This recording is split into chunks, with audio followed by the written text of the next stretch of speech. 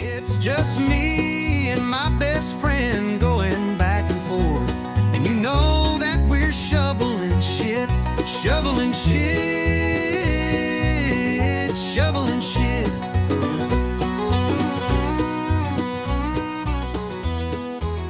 I'm probably gonna do a little get ready with me at the same time. Do it. I How you am. doing this morning? What's that? How you doing this morning? Yeah. That's Yeah. about, yeah, no, I don't know if people are watching to see my face, but it's just like, it's a lot. Yeah. It's crazy, Yeah. you know? Like, for those of y'all that don't know, what Kelly's asking about regarding my mental health is I posted something about this, like, very toxic piece of shit dude. Do you know what?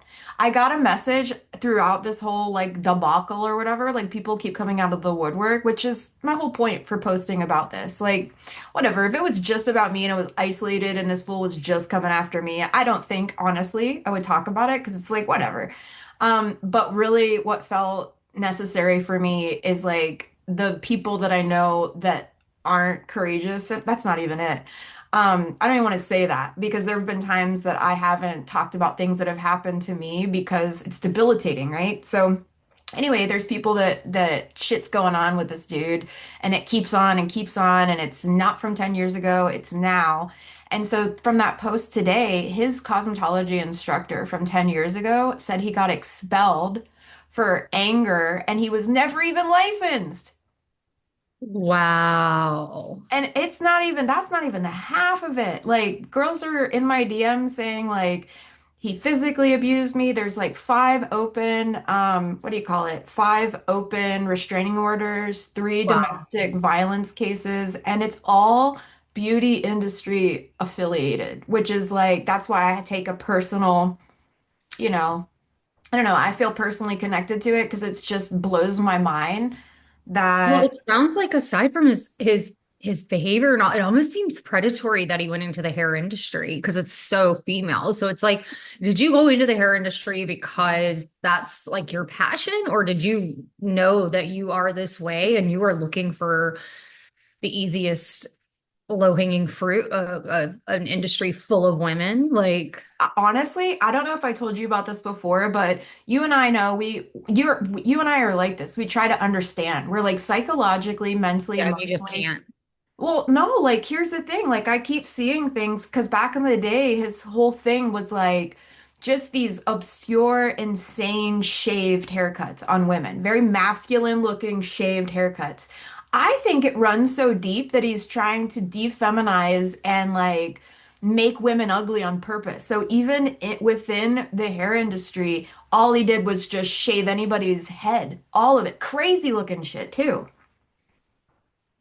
It's like that's I'm just deep. flabbergasted.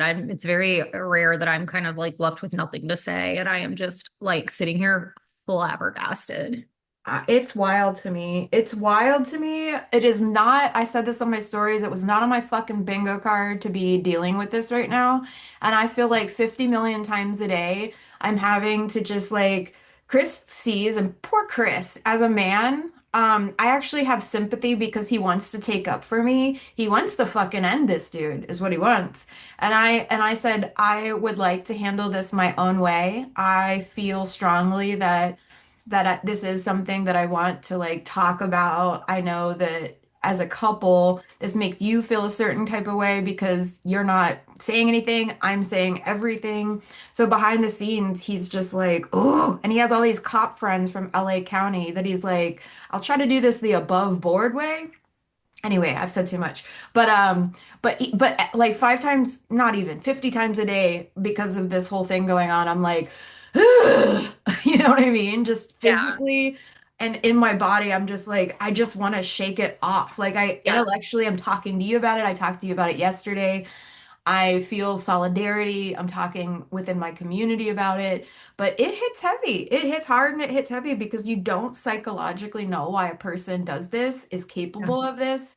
Like, will it stop? Will it continue? Like I can't wrap my head around it. You said you're speechless. I can't wrap my head around why a person is this damaged to be this predatory and have this many people in his wake? And now he's being called out and he doubles down. That's scary.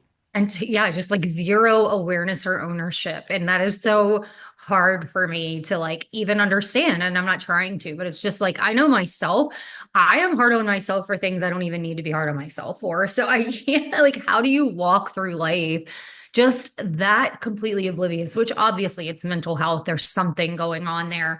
I don't And have sympathy is the thing, you know? I don't have no, sympathy. no, I don't either. But I, like you said something, just like, I'm kind of grateful that you're moving 5 days because I'm scared of this dude and what he's capable of, you know? Well, yeah, there's no way do I want this to escalate on a physical level. It's bad enough that it's happening, you know, digitally, but it's like, yeah, it scares me for the people that are in actual proximity of this dude. Like, I Yeah. was in physical proximity with him 10 years ago because never did I seek this guy out. He sought out Guy to do these undercuts with them and then was in this video. And then because of my friendship with Guy, that was the connection. And he is good at manipulating. I don't think now that's why I feel okay about posting what I posted because at least within the beauty industry and that area of Long Beach and Orange County, I hope this is amplified far and wide. So people that are in close physical proximity of this dude are just on the lookout. And I'm glad I'm leaving too for all kinds of reasons. I don't want to be bothered with this, honestly. But I also sat with this all of yesterday. Well, actually, I got these voicemails because I thought this was done. You know, like he sought me out again. I said what I had to say. I was like, if a smart, a rational, intellectually like sound person would have just let it go. But like and that is why I know he's crazy. Like at 1 or 2 o'clock in the morning, I got those two voicemails from an unknown caller number. So when I woke up the next day and had to sit at the airport and fly and travel for 14 hours, I just stewed on it. You know, like I didn't take any action then. I stewed on it. I stewed on it.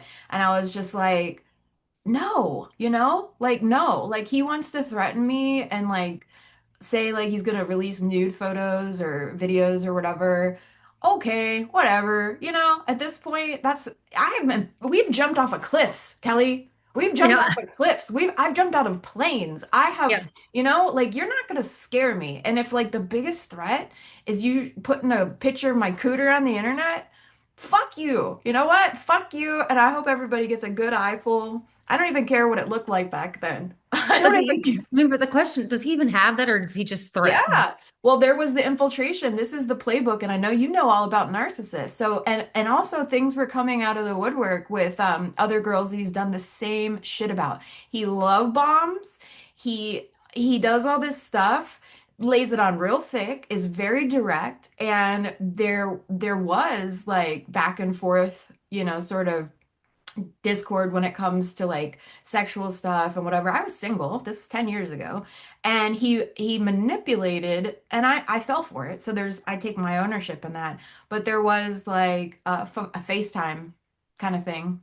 So he could have taken screenshots, but I'm not the Looney Tune for having sexual conversation with somebody when I'm No. single. The Looney Tune action is saving that shit for a decade, lying in wait to blackmail somebody. That's illegal anyway.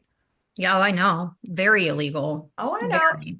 And I even Not- have it recorded. What a dumbass. You threatened to leak my nudes and you're talking about all this legal stuff. Like, and it blows me away him making light of Me Too movement. It's over, honey. It's It's never over.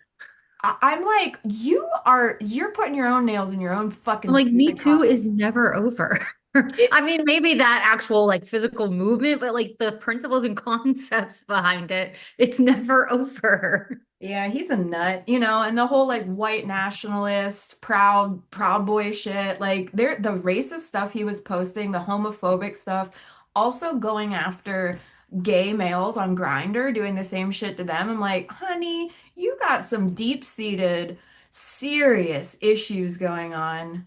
Uh, Like, it's crazy, but can we just talk about too, like it really like just to kind of look at like the deeper conversation that can come from something so absurd is it really is a lesson for me too of like the Rebecca that he's talking to from 10 years ago doesn't even exist anymore. And it's like, how many times do we hold someone to an old version of them because of like how we were treated 10 years ago? And it's like, you've gone through sobriety, you've gone through healing, you've gone through so much. And it's like he's talking to you and using things in your past life against you and the current Rebecca that you are now. You know what I mean? It's like it's very interesting to me how we can think back on somebody we knew X amount of years ago and just be like, oh no, she's awful. She's this, she's that. And I'm like, oh my God, Kelly 10 years ago was a sucky person. Definitely wasn't confident, definitely didn't know herself, and it's like this I an interesting concept. I see what you're saying, but I don't feel bad about having a conversation with a single person when I was single. And I didn't do any of that like out of my right mind. I Yeah. wasn't into drugs or alcohol then. I don't even care. That to me, like if I would have that frame of mind about it, that would imply that I have some sort of shame for Oh, having yeah. conversation. I just don't. I Yeah, don't. no, I apologize if it came across that way because I certainly didn't mean it that way, but it was just making me think Yeah. about like who we are, from so long ago to who we are today and how Yeah. easy it is for us to do that. It's more of like a broad kind of aha and less of like Rebecca in that situation. But it was just like I remember sitting there thinking Rebecca then and now are just like there's been lots and lots of change that's happened. So it's I just guess so. interesting to I see me. where you're coming from, but like let's just say I'm single now. Let's just say I Yeah. was single now and Yeah. I decided to have a sexy conversation with another single person. Yeah. What's the difference? Yeah. No, again, I don't think it's that. I think he's brought up your sobriety. He's brought Yeah, up the character that he knows of you from then that's not who you are now. It's just like he's brought up things about you that are just no longer you, I I guess guess. so. I guess I see what you're saying, but I think what he's trying to do is like sober people shouldn't engage in things like this. But I don't, and like he knows where to pick, Yeah. whether that's old me or now, like he's just that type of person. And again, about the whole narcissistic behavior. It's like pick out these traits and then try to spin them, whether it's Mhm. then, now, whenever. Like he didn't know me in any sort of like active addiction or crazy behavior. Right. I just know that he's apparently done his research, and because I'm very vocal about my sobriety and like where I'm at in life, he knows damn well what he's doing to try to pick at these things. Like, oh, you don't do hair anymore. You rode on guys' coattails. Whether that's then me or me now, that's the playbook. That's the Yeah, playbook, for sure. you For know? sure. So I Yeah. don't know if I totally see what you're saying, and I think we're saying the same thing, but I just think I'm so revved up about like people like this, and I don't even give a fuck about the playbook. It's just like, Yeah. stop it. I don't even want to intellectualize it or rationalize it. Any sane person knows this behavior is fucked up. Oh And so yeah. it's like, I don't want to give passes. I don't want to look at it from his perspective too deeply because I'm just fucking fed up, Yeah. you Yeah. know? I don't Yeah. know. What are you doing? Me, you know me, it's Monday, headed to the salon. Oh yeah. Oh, I love your Stevie Nicks shirt. Thanks. Look, are you not ready for this? I don't think so. You're not Bell ready. bottoms, bell bottoms. No, No. no. Let's see.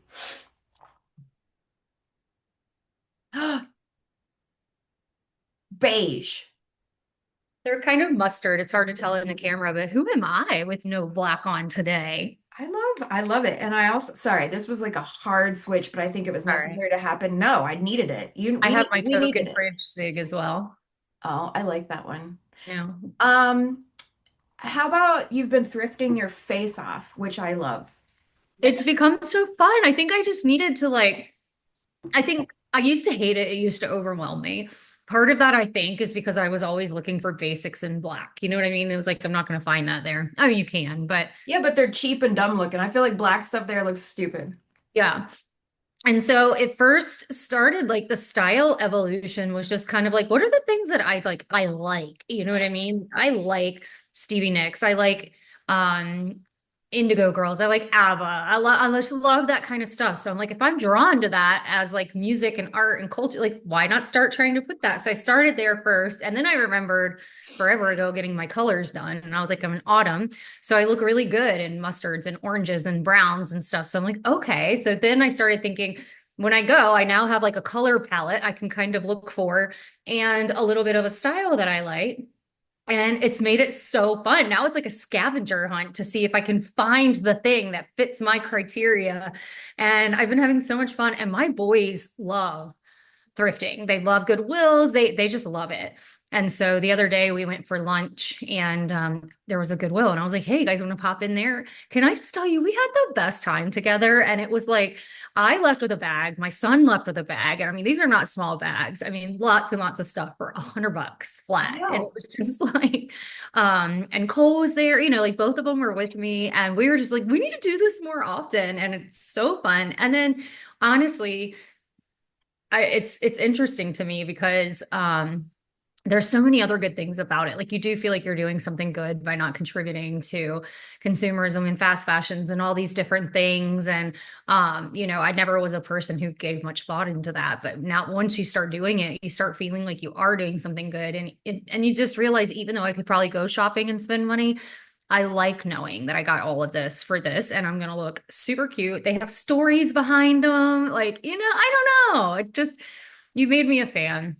I I mean, love every bit of it for the same reasons you said. Like, yeah. you do feel like you're doing a part because you're not like, all the whole thing, but it exactly what you said. It is a scavenger hunt and you know what patterns you're kind of looking out for. And if you find like a vintage piece or just something so fucking like, you know what ticks the box. When you find it, you're like, ah, I can't even tell you. And I like going with friends because then they get to know what your style is. I was thinking the other day about how when I found those like green terry cloth shorts, but I knew they weren't going to fit me, but they fit you like a glove and they were all vintage. It gives me joy scavenging for shit for my friends too. And I'm like, Yeah. it's an event. And now you got your son and his partner involved and you get a little cheeky coffee and you have a little cheeky look around Goodwill. It's the best. I know. And I think again, it was like maybe, what I thought I didn't like. This is interesting. I'm just having kind of an aha. It's like what I thought I didn't like was really a part of me I just didn't know or I hadn't explored because now that I know it's fun. Before it was just like, I don't get the hype. I don't like it. Because, and I was always trying to keep myself in this box. So all of the things that I'm buying now, I wouldn't have done. And it is strange and weird to be in color, but I also like, I'm embracing it. And you know me, I still need my structure. So I think the fact that I got my colors done and I can confidently be like, I know these are my colors, so I know what I'm looking for. I feel better buying color. It's like I still need some rules. I don't know. I need structure and just tell me what to do. But now that I kind of have it, I feel like I'm loving it. And the compliments I'm getting from people, and like I show up and I've got my shag and my curls and my glasses. Like everyone's just like, I love this for you. My son loves it. I'm I would have to show sure. you. I have something right here that I got. It's Let's and see it's it. brand new. Oh no, I moved it. I moved it. Never mind. It's the funniest little purse and it's beaded and it's just like, who the fuck am I? Like I am like a Louis Vuitton only this one bag every day. And now it's like I've got this like beaded bag that's got like birds and flowers on it and all these different colors. Welcome to dopamine dressing. It's a hell of a time. It It is really, fun. what And I I'll tell really, you the other thing that really kind of inspired me to do it is that, you and I had this conversation in our last recording about Heidi. And Mhm. I love seeing an iconic old lady who is just owning it, like Iris Arpel or whatever her name was with the big glasses. And like, I love it. And I want to be that. And I'm like, I was not on a path there. And it's like, I want to be iconic. So like, no time. Relatable. Relatable. I feel like this giant, well, for sure, Heidi has inspired the fuck out of me. But also, I don't remember where this came from, but I remember, whenever you are taking clients and you kind of repeat your same shit you're going through every person because you're just like in that era or about that shit. So like I remember this point in time and it's all women I'm talking to, so it's definitely a female experience and then like wanting to share that with them. So I remember distinctly, I had this like aha where, as the same with you, I think older, iconic women just not giving a fuck is such a vibe. And I remember being like, oh, I hope I'm like that when I'm an older lady. And then I was like, why don't I just lean in now as not quite an older lady? You know, like in my 40s. Why do I gotta wait till I'm 80 to be iconic? Why do I gotta wait till I'm 80 to not give a fuck anymore and wear what I want and do what I want and say what I want? And I remember just like repetitively just saying the same shit to all my clients. I'm like, I want to live like an old lady now, but not look like an old lady. And I remember also my friend Sienna, she like posts all these like dress up videos and she's just very like she's iconic in her own way. And I remember talking to her and thinking she's already dressing iconically. But like when I told it to her, I was like, you're right. I'm still dressing for other people and I'm still dressing for like the male gaze. And she was on that shit too. And she was just very much like, yeah, let's be old ladies without being old ladies. And I was like, fuck yeah. So and then enter Heidi. And then you see the permission of it actually being done. And so you don't feel alone. And now I feel like I've completely gone into older lady mentality without being fully older lady yet. And it's just interesting how a seed's planted and then you just, the momentum's there. I feel like you're going to get even more crazier and iconic, if I'm being honest. Yeah. Yeah, and I don't even know, do we think it's actually like an old lady thing or just an individualism, like fuck everybody thing? Because I know some old ladies that are wearing the like, you know, I don't mean cold, those. finest, floral t-shirts. And it's like, is it an old lady thing or is it just like embrace who the fuck I am and be iconic, you know? Oh, well, that's what I'm saying. It can happen at any age. And I'm not talking about those stuffy Stepford wives, old ladies that like cling on to the 50s and 60s and whatever. I'm not talking about those. I, like you, I'm talking about seeing those iconic old ladies that just have that wisdom and that I've been through some shit and still I choose joy. So it's kind of like this archetype. And Yep. yes, it's happening all with any ages, but for me, I was seeing it happen with older ladies, and I was Yeah. like, wow, I hope I'm that. That was exactly what I would say. I hope I grow up to be an old lady that doesn't give a fuck like that. That's kind of And what I said, right? I yeah, hope to be like an Iris. What's her name? Iris I don't Arpel. know. She was the old Iris, Navy lady. Iris Iris something. with the Anyway, big she's glasses. she was No. fucking cool. There's a lady that runs the pageants when I do that every year. She's like the head, she owns it or whatever. And she has like short silver hair and wears the glasses and like a giant oversized fur coat. And it doesn't matter if it's 8 a.m. for breakfast. Like Yeah. she's showing up like that. And I love it. It's just so iconic. And I love that. And it's for so many reasons. It's the self-expression, it's the freedom. But like you said, like I've always said like my purpose is loving fulfillment. I want people in my energy to feel like they can fully be themselves and like in a safe space. So if anything that I'm doing in a quirky, weird ass way is giving someone else permission to just let it go, like then I want to be that. So I like the idea of that. I just told you how I found my style from like, the slow evolution. Like how did you find yours? Well, I revisited. Okay. That's what this is. Like when I was a youth, I thrifted all the fucking time before hair school. Well, actually I wore a lot of black because I was like a gothic teen, but there was a time in there in the 90s and in high school where it was just all fuzzy like Nirvana, Kurt Cobain sweaters and giant oversized man pants and plaid and vintage and just ridiculous. Like shit hanging off my backpack. That was probably like Labubu times before Labubu times. But I was just, we called my type or the fashion sense that we had in school freaks back in Florida. I don't know. We were just called freaks. So like crazy bracelets and jewelry and just eccentric as fuck. Then enter my 20s and I had like a what Martha Stewart moment where I thought I had to like button it up, be whatever. I don't You know. Yeah, believe it or not. So like it was a moment, then hair school, then it was very much wear black, strive to buy designer shit to be, inner circle. Cause I remember going to like hair shows and shit early on, and you see the platform artists and the Robert Cromeans and the Tabithas where they're like luxury, black, all black, luxury though. And I just was like, I want to be a Tabitha and I want to be this and I want to be that. And then I was like with Redken and it was like Gucci, labels, labels. And then I was just like, oh my God, exhausting. So like once I kind of like started phasing out doing hair and stuff like this. And, you know, when you're an educator too, they make you wear black. The dress code is black. So I'm just like, let me just get all the same shit. So I was just like, fuck that. I don't know. I just started reintroducing color and definitely did the fast fashion thing, color, color, color. And I was like, this doesn't feel good either, like what we talked about. Then I revisited the younger version of me where I just thrifted and I wore whatever I wanted and I stopped caring about the things that programmed me in the middle, which was like the fit of stuff. Like, oh, you have to wear stuff that's flattering for your body. You have to wear colors that are complement to your skin tone. Like, I'm like, well, I hate rules. You need them. I fucking hate them. I hate them. And this is how I was as a teen.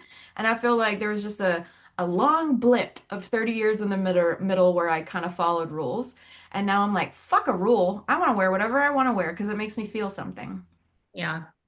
It's way more interesting, I find. Like, I think I did it to keep safe. I did it to like not have to think, because I was like, I like my blacks and whites and neutrals, and then like everything goes together. I was capsule wardrobing, which I will say it's bringing up something in me with that because I'm such a minimalist. And I'm like, how do I go and do this and find these fun pieces and then not end up with like a closet of 1 million items? And now I'm just like in overwhelm again. Because I will say the like, minimalistic way of dressing did make getting dressed easy. It's like this and this and t-shirt and joggers and like, Yeah, but I get I it. didn't feel as interesting, and I feel like for me like this definitely like even when I just think about my mindset and like what I believe in and kind of that more I'm not trying to be a hippie by any means, but like I naturally tend to that. I am a peace, love, happiness kind of person, so I'm like I want my image to portray more of who I am. Yeah. That's I kind to of how I tapped into it. Yeah, and it's fun. And I get what you're saying too. Like I just had that whole awakening of stuff, stuff, stuff, Yeah. stuff, excess, excess. But when you're thrifting and finding all these pieces for joy, lots of shit sparks joy, plus it's cheap. So what I like to do and what I've been doing for a while now is a lot of clothing swaps, a lot of donations. It's like whatever comes in has to go out again. So there's this like recycling of shit, and then I just keep my like, oh, I love this piece. And then it comes in and out. I can't tell you how many times I'll just say my sister because we've grown close, but Chris's sister, we're about the same age. I'm like, closet raid. And I know now that I'm over in Thailand, like I went over with a bunch of shit. I'm gonna go through when my pole starts sagging in my closet and then do a lot of donating and stuff of that nature so I can keep thrifting and having fun because I want it. They're I thrifting want over there. what's that? They're thrifting over there. Girl, wait, just wait, because guess what? It's like 50 cents or a dollar for cool ass shit. That's like our Albania market. Girl, Everything with a dollar. oh, you're gonna shit. We're gonna even take a trip to Bangkok where they have gigantic like thrift emporiums, just warehouses of vintage shit. And like I'm losing my mind right now thinking about it. I love it. It is the thrill of the hunt.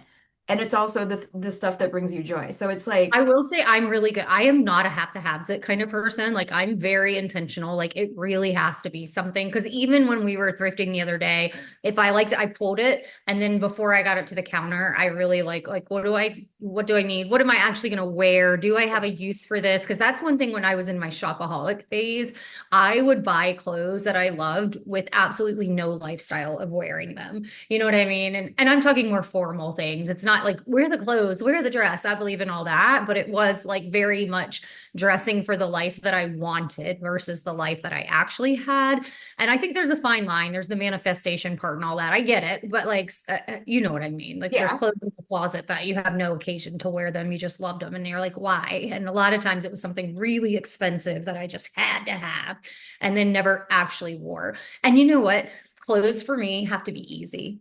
yeah, yeah, If I it's a agree. complicated thing, I mean, honestly, you'll very rarely see me in a buttoned up shirt or something because I don't want to fucking iron it. Like clothes have to be easy. If it's complicated, no. So like this is my tee and then these pants. For me, I feel like I'm in my sweats, even though I'm Yeah. not anymore. No, it's super cute. Yeah. What was I gonna say about if something you said that brought something up? I don't know. Talk about that perimenopause forgetfulness. Shit. I don't even remember. It was really, yeah, is it? Are we, Well, it's have we, 30. You said you had I 30. know. I feel like this was just weird and too quick. Loved it. Loved it. Well, let's catch up after this. Like not like literally Okay. after, but like at some point today if you want to. Yeah, let's. Thank you for letting me share all that heavy stuff and then switching gears into Welcome. thrifting. That's my happy You, place.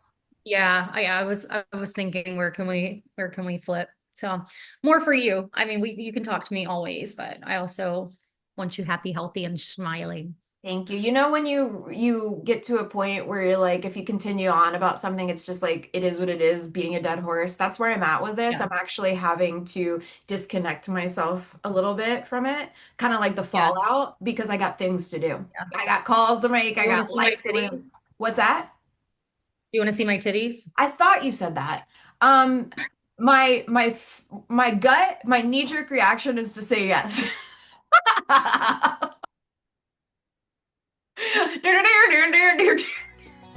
Look at us laughing. Look at us laughing. Yeah, thank you. It's just me and my best friend, shoveling shit, walking through life, take it bit by bit. Now everybody is gonna know that we got a show.